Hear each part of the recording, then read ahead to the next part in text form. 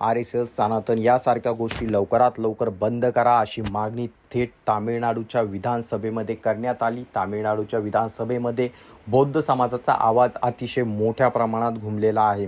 तर नेमकं त्या ठिकाणी काय घडलंय आपण संपूर्ण माहिती जाणून घेणार आहोत। परंतु तत्पूर्वी तुम्हा सर्वांना विनंती असेल, आपल्या चॅनलवरती जर तुम्ही नवीन असाल तर चॅनलला सबस्क्राईब करायला मात्र विसरू नका।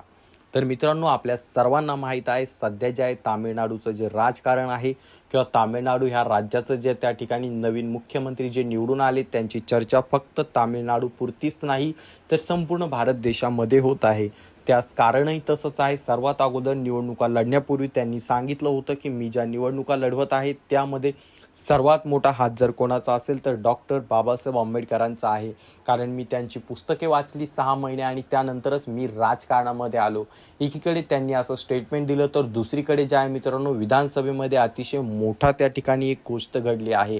विधानसभेमध्ये बोलत असताना विरोधी पक्ष नेते उदयन स्टॅलिन जे आहे मित्रांनो, त्यांनी थेट सनातन धर्म बंद करा किंवा सनातन लोकांमध्ये भांडणं लावतो असं त्या ठिकाणी त्यांनी वक्तव्य केलंय। आणि त्या ठिकाणी उदयन स्टॅलिन फक्त एवढ्यावरतीच थांबले नाही तर त्यांनी त्या ठिकाणी बोलत असताना सांगितलं की जर समजा भारताची प्रगती घडवून आणायची असेल किंवा भारत देशाला जर समोर न्यायचं असेल तर त्यासाठी भारतातील सर्व लोकांना बौद्ध धर्म फॉलो करावं लागेल किंवा गौतम बुद्धांच्या विचारांवरती चालावं लागेल। आणि त्याचसोबत जर देशाची प्रगती हवी असेल तर त्यासाठी आपल्याला सर्वात अगोदर सनातन बंद करावं लागेल आणि त्यानंतर जे आहे RSS सारखे संघटन जे लोकांमध्ये भांडणं लावत असतात त्याला देखील बंद करण्यात यावी अशा प्रकारची मागणी त्या ठिकाणी उदयन स्टॅलिन यांनी केलेली आहे। त्यांच्या या मागणीमुळे जे आहे मित्रांनो अतिशय मोठ्या प्रमाणात त्या ठिकाणी तामिळनाडूमध्ये चर्चा होताना दिसत आहे।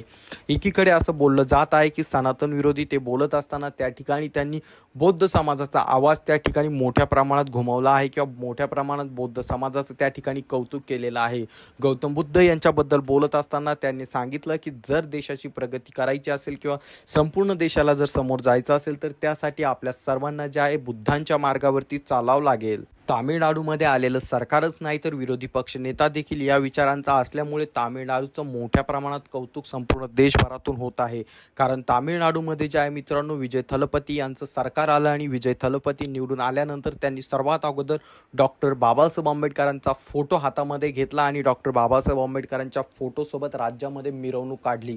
तेवढ्यावरतीच ते थांबले नाही तर त्या ठिकाणी बोलत असताना त्यांनी सांगितलं की मी जे आहे डॉक्टर बाबासाहेब आंबेडकरांच्या विचारांवरती चालणारा व्यक्ती आहे, त्यामुळे डॉक्टर बाबासाहेब आंबेडकर हे माझ्यासाठी अतिशय महत्त्वाचे आहे।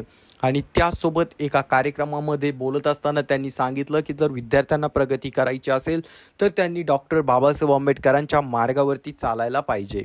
तर याबाबत तुमचं काय मत आहे खाली कमेंट करून नक्कीच सांगा। चॅनलवरती नवीन असाल तर चॅनलला सबस्क्राईब करायला मात्र विसरू नका।